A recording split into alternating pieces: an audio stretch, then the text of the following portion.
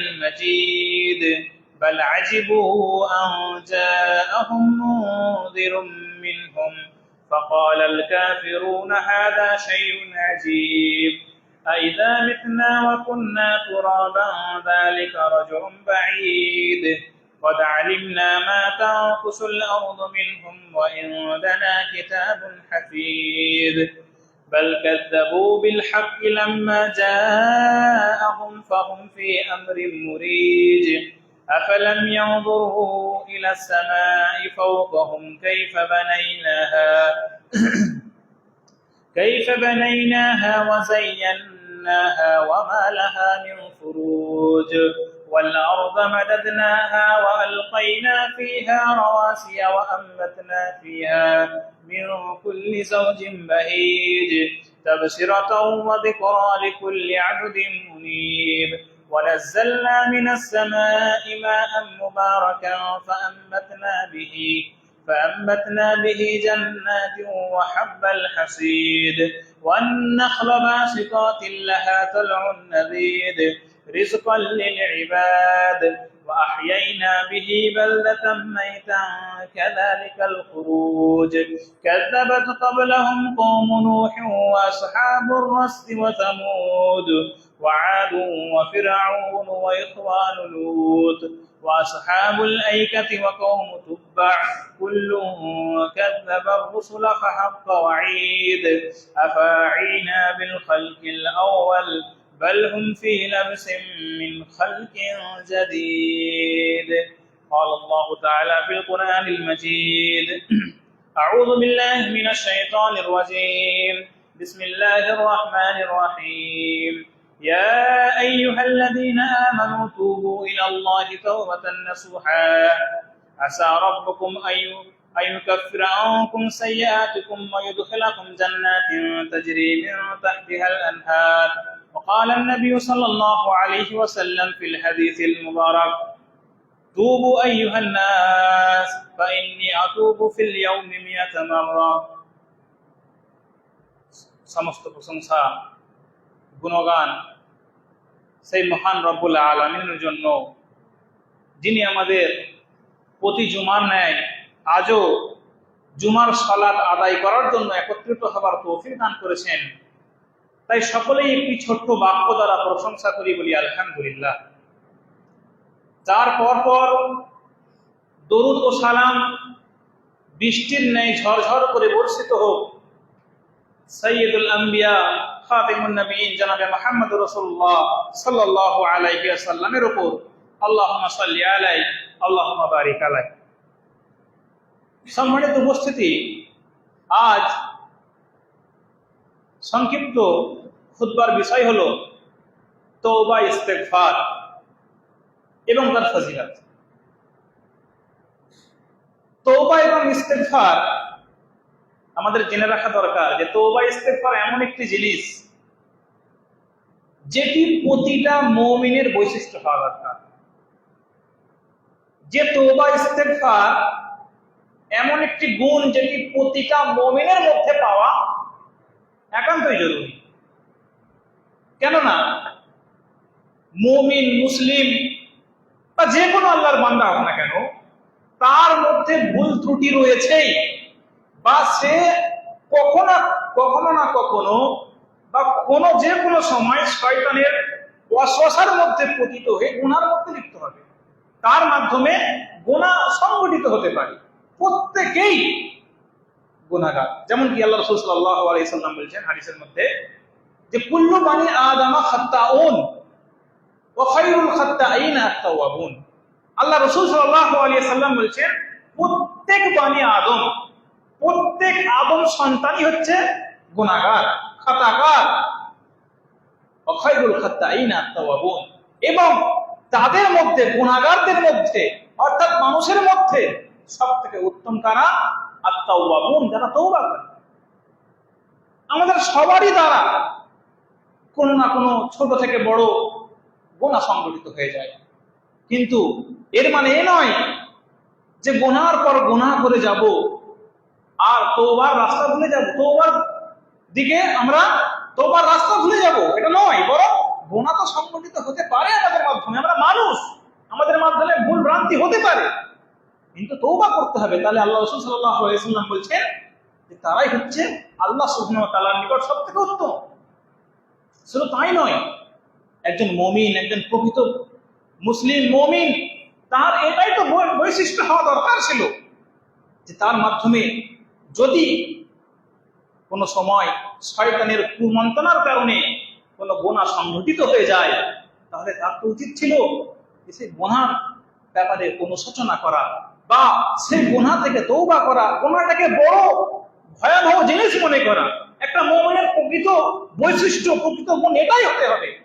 রাসূল সাল্লাল্লাহু আলাইহি ওয়াসাল্লাম বলছেন যে ইন্নাল মুমিনা ইয়ারা যুনুবাহু কাআন্নাহু কাঈদুন তাহতা জাবালিন। একজন মুমিন ব্যক্তি তার গুনাহ, তার পাপকে কেমন ভাবে দেখবে? কাআন্নাহু কাঈদুন তাহতা জাবালিন, সে যেন একটি পাহাড়ের নিচে বসে আছে। ইয়াখাফু আন ইয়াকা আলাই, আর সে ভয় করবে যে পাহাড়টা তার উপরে পড়ে না যায়, পাহাড়টা ভেঙে তার উপরে হুড়মুড় করে পড়ে না যায়। এই ভয় করবে মুমিন তার গুনাহকে, যে আমি গুনাহ করে ফেলেছি, আমি একটা ভয়াবহ পাপ করে ফেলেছি, এই ভয় করতে থাকবে মুমিন। কিন্তু ঠিক এর বিপরীত, যারা মুমিন নয়, ফাসিক ফাজির, তারা তাদের গুনাহকে কেমন মনে করবে? কাযুবাবিন, একটা মাছির ন্যায়, যে মাছিটা তার নাকে এসে বসলো, সে হাত দিয়ে তাড়িয়ে দিল, মাছিটা উড়ে চলে গেল, ঠিক এমনটাই মনে করবে, হালকা মনে করবে। কিন্তু মনে রাখা দরকার, একজন প্রকৃত মুসলিম, একজন প্রকৃত মুমিনের এই বৈশিষ্ট্য হতে পারে না যে তার গুনাহকে, সে গুনাহর কাজে লিপ্ত হবে আর সেই কাজটাকে, সেই পাপটাকে এতটাই হালকা মনে করবে ওই মাছের ন্যায়। না, বরং মুমিন গুনাহকে ভয়াবহ একটা জিনিস মনে করবে। গুনাহকে যদি গুনাহ তার দ্বারাই হয়ে যায়, আল্লাহ সুবহানাহু ওয়া তাআলার কাছে কেঁদে, তিনার কাছে ক্ষমা প্রার্থনা করে নিজেকে মাফ করানোর চেষ্টা করবে, তওবা করবে। এটা হলো একজন প্রকৃত মুমিনের বৈশিষ্ট্য বা গুণ। সম্মানিত উপস্থিতি, কিন্তু দেখা যায় যার সমাজের মানুষেরা গুনাহর পর গুনাহ করে যাচ্ছে, পাপের বোঝা তাদের মাথায় বেড়েই যাচ্ছে, কিন্তু তওবার দরজার দিকে তাকাচ্ছে না, তওবার রাস্তা খোঁজার চেষ্টাও করছে না। তওবা তো দূরের কথা। অনেকেই আছে যারা আল্লাহ সুবহানাহু ওয়া তাআলা ছাড়া অন্যর কাছে গিয়ে মাথা নত করছে, সাজদা করছে, তাদের কবরে গিয়ে চাদর চড়াচ্ছে। এই ভয়াবহ গুনাহ করার পরেও তাদের অন্তরে একটু ভয় হচ্ছে না, এই গুনাহ করার পরেও তারা একটু তওবা করবে বলে মনে করছে না। শুধু তাই নয়, এছাড়াও অনেকেই আছে যারা আল্লাহ রাসূল সাল্লাল্লাহু আলাইহি ওয়াসাল্লামের পথকে ছেড়ে দিয়ে অন্য পথে চলে যাচ্ছে, অর্থাৎ বিদআতের দিকে ধাবিত হচ্ছে, একের পর এক বিদআত করে যাচ্ছে। তারাও আল্লাহ রাসূলের পথপন্থী সুন্নতকে ছেড়ে দিয়ে বিদআতের দিকে যাচ্ছে, তারপরেও তারা এই ভয়াবহ গুনাহ করছে। তওবা করার কথা মনেই করছে না। কিন্তু হযরত আনাস রাদিয়াল্লাহু তাআলা আনহু, প্রখ্যাত সাহাবী, তিনি তিনার যুগে একটা কথা বলেছিলেন। তিনার যুগে কাদেরকে কথা বলেছিলেন? সাহাবীদের। সাহাবী যদি কোনো কথা বলেন, হয় তিনার সঙ্গী সাথী সাহাবীদের বলেছিলেন অথবা তাবিঈনদের বলেছিলেন।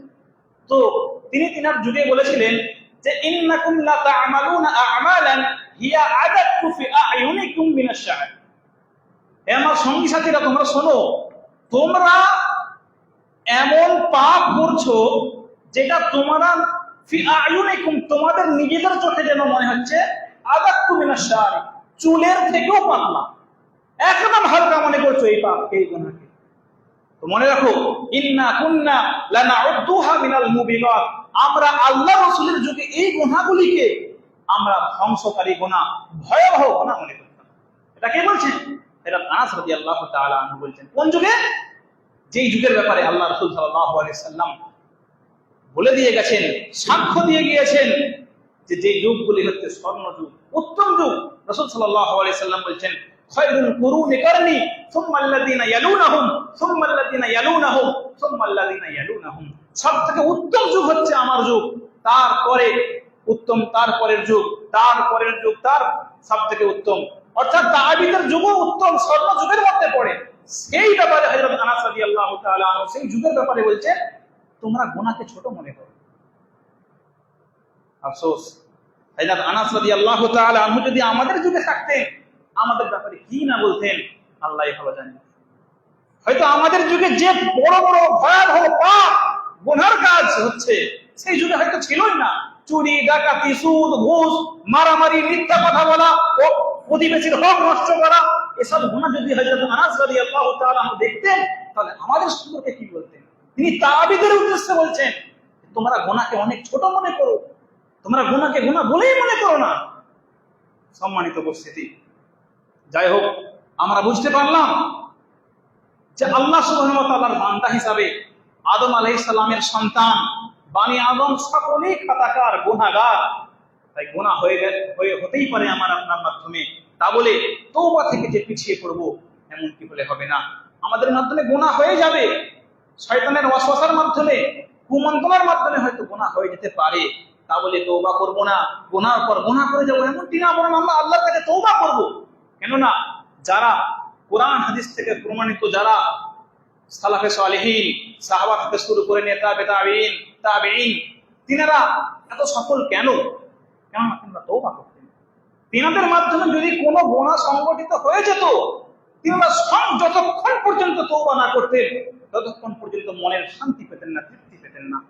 একটা হাদিস শোনাই এ ব্যাপারে, যে জুহাইনা কাবিলার একজন মহিলা, জুহাইনা গোত্রের একটি মহিলা আল্লাহ রাসূল সাল্লাল্লাহু আলাইহি সাল্লামের নিকট এলেন। মহিলা সাহাবিয়া এসে আল্লাহ রাসূল সাল্লাল্লাহু আলাইহি সাল্লামকে বললেন, ইয়া রাসূলুল্লাহ তাহিরনি, আল্লাহ রাসূল আমাকে পবিত্র করুন, আমি গুনাহর মধ্যে লিপ্ত হয়ে গিয়েছি, আমি জিনা করে ফেলেছি, আমি ব্যভিচার করে ফেলেছি, আমাকে পবিত্র করুন আল্লাহ রাসূল। আল্লাহ রাসূল সাল্লাল্লাহু আলাইহি সাল্লাম দেখতে পেলেন যে ওই মহিলা জিনা করার কারণে গর্ভবতী হয়ে গিয়েছিলেন। তখন আল্লাহ রাসূল সাল্লাল্লাহু আলাইহি সাল্লাম বললেন যে যাও, এই মহিলাকে নিয়ে যাও, যখন এই মহিলা এই গর্ভের সন্তান প্রসব করবে তারপর নিয়ে আসো। রাসূল সাল্লাল্লাহু আলাইহি সাল্লামের কাছে ওই মহিলা যখন সন্তান জন্ম দিলেন, তাকে নিয়ে আসা হলো। আল্লাহ রাসূল সাল্লাল্লাহু আলাইহি সাল্লাম আদেশ দিলেন সাহাবায়ে কেরামদেরকে, যাও, যেহেতু এই মহিলা, এই সাহাবিয়া জিনার মধ্যে লিপ্ত হয়েছে, ব্যভিচার করে ফেলেছে, তাই একে ঢিল, ইট, পাথর মেরে মেরে মেরে দুনিয়া থেকে বিদায় জানিয়ে দাও। ঠিক তেমনটি করা হলো। অতঃপর আল্লাহ রাসূল সাল্লাল্লাহু আলাইহি সাল্লাম ওই মহিলা সাহাবিয়ার জানাজার সালাত পড়ালেন। তো কোনো এক সাহাবী আল্লাহ রাসূল সাল্লাল্লাহু আলাইহি সাল্লামকে জিজ্ঞাসা করলেন, হে আল্লাহ রাসূল, আপনি এই মহিলার জানাজার সালাত পড়লেন, এই মহিলার জানাজা পড়ালেন মানে? আর এ তো জিনা করেছে, ব্যভিচার করেছে, এর জানাজা আপনি কি করে পড়তে পারেন? তখন আল্লাহ রাসূল সাল্লাল্লাহু আলাইহি সাল্লাম বলেছেন, লাকাদ তাবাত তাওবাতান লাউ কুসিমাত বাইনা ৭০ মিন আহলিল মাদিনাতি লাওয়াসিআতুহুম। হে আমার সাহাবা, শুনে রাখো, এই মহিলা জিনা করেছিল ঠিকই, এ ব্যভিচার করেছিল, গুনাহের মধ্যে লিপ্ত হয়েছিল ঠিকই, কিন্তু এই মহিলা এমন তওবা করেছে, যেই তওবাকে যদি মদিনার ৭০ জন ব্যক্তির মধ্যে বিভক্ত করে দেয়া হয়, ভাগ করে দেয়া হয়, লাওয়াসিআতুহুম, তাহলে তার তওবাটা ৭০ জন মদিনার অধিবাসীদের জন্য মাগফিরাতের জন্য যথেষ্ট হয়ে যাবে। সুবহানাল্লাহ। এই হাদিস থেকে আমরা কি বুঝতে পারলাম? যে গুনাহ মানুষের মধ্যে হতেই পারে, গুনাহ আমাদের মাধ্যমে হতেই পারে। গুনাহ হয়ে যাবে বলে যে আমরা তওবা করব না, গুনাহ হয়ে গেছে আবার গুনাহ করব, এমনটি না। বরং আল্লাহ অতি দয়ালু, অতি মেহেরবান। গুনাহ হয়ে গেছে ঠিকই, আমরা তওবা করি তার কাছে। ঠিক এমন একটি ঘটনা সাহাবী মাইজ বিন মালিকের ব্যাপারে ঘটেছিল। তিনিও জিনার মধ্যে লিপ্ত হয়ে গিয়েছিলেন। তিনি রাসূল সাল্লাল্লাহু আলাইহি সাল্লামকে এসে বললেন, হে আল্লাহর রাসূল, আমাকে পবিত্র করুন। আল্লাহ রাসূল সাল্লাল্লাহু আলাইহি সাল্লাম বললেন যে তুমি ফিরে যাও, আল্লাহর কাছে ইস্তেগফার করো, ক্ষমা প্রার্থনা করো এবং তওবা করো। তিনি বারবার এই কথা বলতে লাগলেন। ৩ বারের পরে চতুর্থ বারে আল্লাহ রাসূল সাল্লাল্লাহু আলাইহি সাল্লাম তিনাকে ইট, ঢিল, পাথর দিয়ে মেরে রজম করার আদেশ দিলেন। তিনাকেও রজম করা হলো।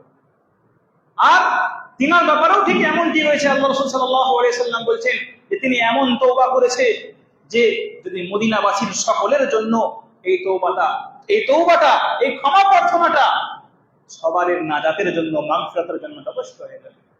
আল্লাহ রাসূল বলছেন, এর থেকে কি বড় তওবা হতে পারে?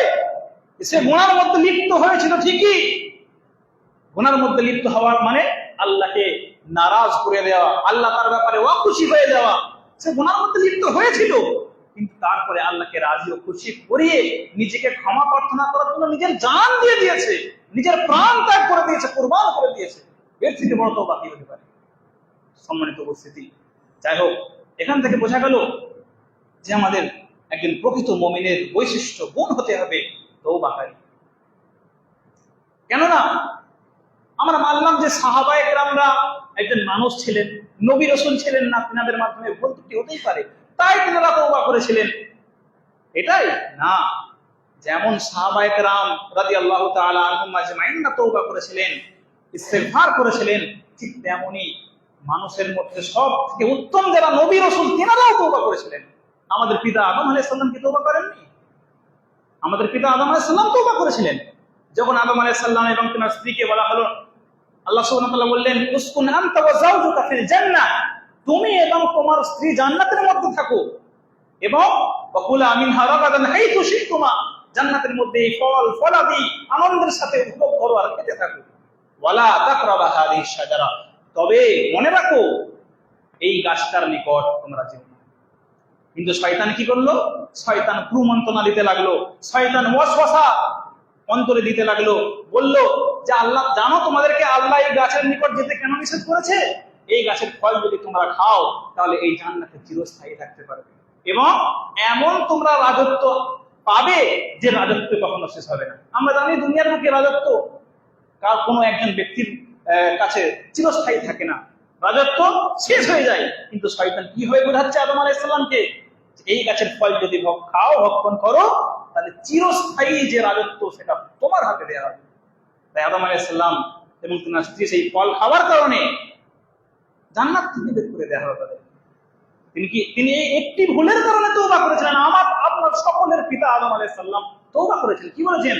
রব্বানা যালামনা আনফুসানা ওয়া ইন লাম তাগফির লানা ওয়া তারহামনা লানাকুনান্না মিনাল খাসিরিন। হে আল্লাহ, হে আমার প্রতিপালক, আমরা আমাদের অন্তরে আমাদের নফসের উপরে জুলুম করেছি, তাই তুমি আমাদেরকে ক্ষমা করে দাও। ওয়া ইন লাম তাগফির লানা, হে আমার প্রতিপালক, যদি তুমি আমাদের ক্ষমা না করো, লানাকুনান্না মিনাল খাসিরিন, তাহলে আমরা ক্ষতিগ্রস্তের মধ্যে অন্তর্ভুক্ত হয়ে যাব, আমরা ক্ষতিগ্রস্ত হয়ে যাব। আমার আপনার পিতা আমাদেরকে তওবা করেছেন, আমাদের এটা একটা শিক্ষণীয় বিষয় যে আমাদের পিতা যদি তওবা করতে পারেন আর আমি আপনি নিজেকে বড় মনে করে তওবা করবো না, এটা হতে পারে নাকি? না। ঠিক এমনই নূহ আলাইহিস সালাম তওবা করছেন, ইউনূস আলাইহিস সালাম তওবা করছেন, মাছের পেটে ইউনূস আলাইহিস সালাম তওবা করে আল্লাহ সুবহানাহু ওয়া তাআলার কাছে বলছেন, লা ইলাহা ইল্লা আনতা সুবহানাকা ইন্নী কুনতু মিনাজ জালিমিন। শুধু তাই নয়, আমরা মানলাম আমাদের মধ্যে একটা প্রশ্ন জাগতে পারে যে তিনারা ছিলেন সাধারণ নবী, কিন্তু তিনার থেকে যে শেষ নবী তিনি হয়তো তওবা করেননি, ক্ষমা প্রার্থনা করেননি, তাই না। আমরা হাদিস কোরআন যদি অধ্যয়ন করি পড়ি, আমরা বুঝতে পারবো যে শেষ নবী খাতেমুন নবিয়্যিন সাইয়্যিদুল আম্বিয়া, যিনার আগের পরের সমস্ত গুনাহকে আল্লাহ সুবহানাহু ওয়া তাআলা ক্ষমা করে দিয়েছেন। গুফিরা লাহু মা তাকাদ্দামা মিন যামবি ওয়া মা তাআখার, যার পূর্বের এবং পরের কোনো গুনাহ নেই, সব ক্ষমা করে দেওয়া হয়েছে। সেই নবী, সেই রাসূল কি বলছেন তিনার সাহাবাদেরকে জানেন? তিনার সাহাবাদেরকে বলছেন, তুবু আইয়ুহান নাস, হে লোকেরা, হে আমার সাহাবায়ে কেরামরা, তুবু ইলাল্লাহ, তোমরা আল্লাহর কাছে তওবা করো, ক্ষমা প্রার্থনা করো। কেন? ফা ইন্নী আতুবু ফিল ইয়াউমি আকসারা মিন ৭০ মাররা, কেননা আমি নবী রাসূল হয়ে, আমি সর্বশ্রেষ্ঠ নবী সাইয়্যিদুল আম্বিয়া হয়ে প্রতিদিনে ৭০ বারের থেকেও তওবা করে থাকি। আরেকটি বর্ণনায় এসেছে মিন মিয়াতি মাররা, ১০০ বার তওবা করতে। এগুলো কি আমাদের জন্য শিক্ষণীয় বিষয় নয়? সেই নবী তওবা করছেন আর আমরা গুনার পর গুনাহ করে যাচ্ছি। আমাদের তো একটা কথা ভাবা দরকার যে আমরা গুনার পর গুনাহ করে যাচ্ছি, আমাদের অন্তরে কোনো অনুশোচনা নেই, অনুধাবনা নেই। কেন নেই? আমাদেরকে চিন্তা করা দরকার ছিল যে আমার আপনার পিতা আদম আলাইহিস সালামকে একটি গুনার কারণে, একটি ভুলের কারণে জান্নাত থেকে বের করে দেওয়া হয়েছিল, আর আমরা গুনার পর গুনাহ করে যাচ্ছি। আর আমরা ভাবছি জান্নাতের সার্টিফিকেট পেয়ে গেছি। আমরা তাহাজ্জুদ পড়ে জান্নাতের সার্টিফিকেট পেয়ে গেছি, গুনাহ করছি, আমাদের অনুধাবনা অনুশোচনা কেন নেই? আপনি বলতে পারেন যে আমার আছে, আমি বলবো আপনার অনুধাবনা অনুশোচনা নেই। যদি আপনি গুনাহ সম্পর্কে ভাবতেন, একটু চিন্তা করতেন, তাহলে আপনি সালাত আদায় করার সাথে সাথে আপনার বাড়িতে সুদের কোনো ব্যবসা চলতো না, আপনি সুদের সাথে জড়িত হবেন না। এর মানে বোঝা গেল যে আপনি গুনাহ করছেন, কোনো অনুশোচনা অনুধাবনা করেন না, গুনাহ করছেন বলে মনেই করছেন না। যদি মনে করতেন, আপনার বাড়িতে বন্ধন, আপনার বাড়িতে এলআইসি নামের সুদি কোনো লেনদেনই চলতো না, আপনি সুদ ঘুষের সাথে কোনো সম্পর্কই থাকতো না আপনার। এইগুলোর সাথে আপনার সম্পর্ক মানে আপনি গুনাহ পর গুনাহ করছেন, কিন্তু কোনো কিছু ভাবছেন না। সম্মানিত উপস্থিতি, যাই হোক, আমরা বুঝতে পারলাম যে মুমিন তার মাধ্যমে গুনাহ হতেই পারে, তাকে তওবা করতে হবে, তাকে ভাবতে হবে, তাকে চিন্তা করতে হবে। আমি আপনি কেন ভাবি না যে আজ সকাল থেকে সন্ধ্যা হয়ে গেল বা রাত হয়ে গেল, রাতে ঘুমানোর সময় আমরা কেন একটু ভাবি না যে আজকে সারাদিনে আমার আপনার মাধ্যমে কতটা গুনাহ হয়ে গেছে? আমরা কেন চিন্তা করি না? আমরা নিজেরা চিন্তা করছি না, বরং আমরা আলোচনা করছি, সমালোচনা করছি। চা দোকানে বসে বসে পায়ে পা তুলে দিয়ে চায়েতে চুস্কি দিচ্ছি, আর আমরা গীবত করছি যে জানো অমুক ব্যক্তি এই করেছে, তমুক ব্যক্তি সেই করেছে। আরে নিজেদের ব্যাপারে ভাবছি না, আরে আমাদের নিজের চরকায় তেল দিতে হবে। মুহাসাবাতুন নাফস আগে জরুরি, যে আমরা নিজে কি করছি। নিজে না করে অপরের কথা চিন্তা করা তো ইহুদি নাসারাদের মতো কাজ। আল্লাহ সুবহানাহু ওয়া তাআলা ইহুদি নাসারাদেরকে কি বলেছিল? কি বলেছিলেন? যে আতা'মুরুনান নাসা বিল বিররি ওয়া তানসাউনা আনফুসাকুম, তোমরা লোকেদের ভালো কাজের আদেশ দাও, নেকির আদেশ দাও, ওয়া তানসাউনা আনফুসাকুম, নিজেদেরকেই ভুলে যাও। আগে নিজে বাঁচতে হবে। কু আনফুসাকুম ওয়া আহলিকুম নারা, আল্লাহ সুবহানাহু ওয়া তাআলা বলেছেন তোমরা নিজেরা এবং নিজেদের পরিবার আহলে বর্গকে জাহান্নামের আগুন থেকে বাঁচাও, তারপরে অন্যদের কথা চিন্তা করা যাবে। সম্মানিত উপস্থিতি, তওবা ইস্তেগফার আমাদেরকে করতে হবে, কেননা তওবা ইস্তেগফারের অনেক ফজিলত রয়েছে। সেই কিয়ামতের আল্লাহ আপনার তওবাকে কতটা পছন্দ করে জানেন? আমরা ছোট থেকে পড়ে আসছি পৃথিবীর 3 ভাগ জল 1 ভাগ স্থল, তাই না? 3 ভাগ জল 1 ভাগ স্থল, তারপরে কত বৃষ্টির পানি। যেখানে স্থলভূমি রয়েছে সেখানেও কিছুদিন বৃষ্টি হলে আমরা বন্যার ভয় পেয়ে যাই যে বন্যা হয়ে যাবে কিনা। এত পানির মালিক সেই আল্লাহ। এত পানির মালিক হওয়ার পরেও আপনার আমার চোখের 2 ফোঁটা পানিকে তিনি কতটা পছন্দ করে জানেন? আপনি আমি তওবা করে যদি 2 ফোঁটা চোখ থেকে পানি ঝরাতে পারি, সেটা আপনার কাছে কতটা পছন্দ জানেন? আল্লাহ সুবহানাহু ওয়া তাআলা, আল্লাহ রাসূল সাল্লাল্লাহু আলাইহি ওয়াসাল্লাম সে সম্পর্কে বলছেন, আইনানি লা তামাসসুহুমান নার, 2টি চক্ষু এমন রয়েছে যেটিকে জাহান্নামের আগুন স্পর্শ করতে পারবে না। তার মধ্যে একটা কি? আইনুন বাকাত মিন খাশিয়াতিল্লাহ, এমন চোখ যেটি আল্লাহর ভয়ে থেকে ক্রন্দন করে 2টা চোখের পানিকে ছড়িয়ে দিল। সেই চোখ কোনদিন জাহান্নামে যাবে না। এত পানির মালিক হওয়ার পরেও আপনার 2 ফোঁটা চোখের পানিকে আল্লাহ সুবহানাহু ওয়া তাআলা এতটা পছন্দ করেন, আর আমি আপনি সেই আল্লাহকে ভুলে যাচ্ছি। শুধু তাই নয়, দেখি আমাদের দিনে 7 শ্রেণীর মানুষকে সেই ভয়াবহ দিনে যেদিন সূর্যকে নিকটবর্তী করে দেওয়া হবে, আল্লাহ আরশের ছায়া দান করবেন। সেই 7 শ্রেণীর মধ্যে 7ম ব্যক্তি হলেন রাজুলুন যাকারাল্লাহু খালিয়ান ফাফাদাত আইনা। ওই ব্যক্তির কথা রাসূল সাল্লাল্লাহু আলাইহি ওয়াসাল্লাম বলেছেন, যাকারাল্লাহু খালিয়ান, যে ব্যক্তি গোপনে আল্লাহকে স্মরণ করবে, ফাফাদাত আইনা, আল্লাহর ভয়ে তার চক্ষু থেকে পানি ঝরে যাবে। সেই ব্যক্তিকে আল্লাহ সুবহানাহু ওয়া তাআলা বলছেন যে আরশের ছায়া দান করা হবে। বোঝা গেল যে তওবা করে যদি আমরা একটু আমাদের চোখের পানি ঝরাতে পারি, এটি আল্লাহ সুবহানাহু ওয়া তাআলার কাছে অনেক প্রিয়, অনেক গুরুত্বপূর্ণ, অনেক ফজিলতপূর্ণ। তাই আমি আপনি আদম সন্তান, আমি আপনি মানুষ, আমি আপনি সাধারণ একজন মানুষ, আমার আপনার মাধ্যমে গুনাহ সংগঠিত হতেই পারে। তাহলে এমন নয় যে গুনাহর পর গুনাহ করে যাব, তওবা করব না, বরং তওবা করলে আল্লাহ সুবহানাহু ওয়া তাআলা আমাদের গুনাহকে ক্ষমা করে দেবেন, আমাদেরকে কিয়ামতের দিনে মাফ করে দেবেন। তাই পরিশেষে আল্লাহ সুবহানাহু সময় শেষ, এ সম্পর্কে ইনশাআল্লাহ আরো কোনোদিন সময় পেলে আলোচনা করা হবে। আল্লাহ সুবহানাহু ওয়া তাআলার কাছে পরিশেষে দোয়া করি, হে আল্লাহ, আমরা আজ যতটা শুনলাম বললাম তার প্রতি বেশি বেশি করে আমল করা তৌফিক দান করো, আমিন।